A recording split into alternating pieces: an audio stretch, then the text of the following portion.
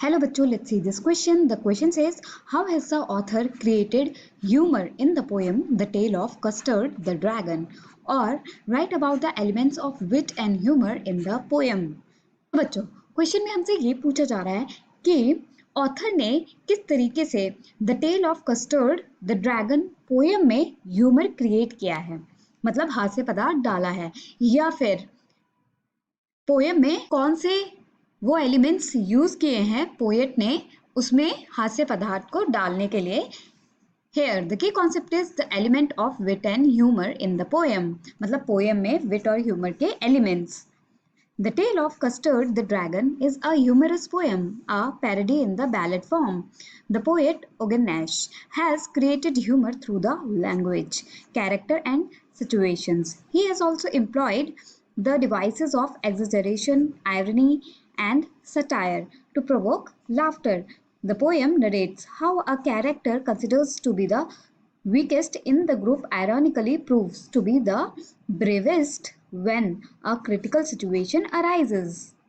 Belinda, a lady living in the White House, has a number of unusual pets: a kitten, a mouse, a dog, and a dragon, with quite interesting names. The Tale of Custard the Dragon जो poem है वो एक हंसी वाली poem है, मतलब उसमें बहुत सारा ह्यूमर है और ये एक पैरोडी है बैलेड फॉर्म में, मतलब एक गाने के फॉर्म में ये पोएट्री है।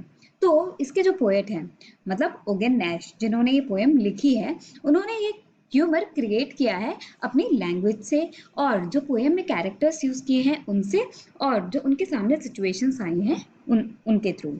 सो उन्होंने अपनी पोएम में कुछ डिवाइसेस भी एम्प्लॉय किए हैं, जैसे कि एग्जेजरेशन मतलब किसी भी बात को बढ़ा चढ़ाकर बताना, आयरनी व्यंग्यात्मक कथन है कुछ, और सटायर है जिससे कि हंसी और ज़्यादा प्रवोक होगी। तो जो पोएम है वो ये नरेट करती है कि कुछ कैरेक्टर्स हैं पोएम में जिनमें से जो सबसे ज्यादा वीक है उस ग्रुप में, आयरॉनिकली वही सबसे ज्यादा ब्रेवेस्ट निकल कर आता है जब सिचुएशन की नीड होती है तब। और बेलिंडा है जो एक लेडी है, एक वाइट हाउस में रहती है, जो छोटा सा एक वाइट हाउस है, अपने कुछ पेट्स के साथ, जिसमें से कुछ अनयूजुअल पेट भी हैं, जैसे कि एक किटन है उनके पास, माउस है, डॉग है और एक ड्रैगन भी है, और इन सबके बहुत ही इंटरेस्टिंग नाम हैं। The black kitten is called ink and the grey mouse Blink. The dog and the dragon have rhyming names, that is Mustard and Custard respectively. The dog and kitten consider to be as brave as they can chase a lion. The dog regarded to be as brave as tiger in a rage. However, when face to face with pirate, all the bravery dissipates. तो जो black colour की kitten है Belinda की, उसका नाम है ink, और जो ग्रे कलर के माउस है उसका नाम है ब्लिंक, और जो डॉग और ड्रैगन है उनके राइमिंग नेम्स हैं, जैसे कि डॉग का नाम है मस्टर्ड और कस्टर्ड नाम है ड्रैगन का। तो डॉग और किटन वो अपने आप को इतना ब्रेव बताते हैं कि वो भागते हुए लायन को चेज कर सकते हैं, उसका पीछा कर सकते हैं, और जो डॉग है वो तो अपने आप को इतना ब्रेव बताता है कि जितना गुस्से में एक शेर होता है उतना ही वो ब्रेव है।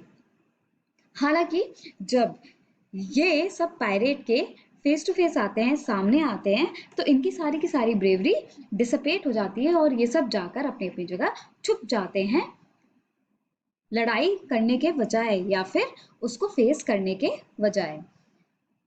The poet provokes laughter by satirically remarking that the kitten, the dog, the mouse continues their boasts of bravery even after they have acted cowardly before the pirate. The custard, the dragon, even after his brave deed, demands a nice safe cage. Thus, the characters, the language, and the situations and the poetic devices in the poem contribute to the element of wit and humor in the poem.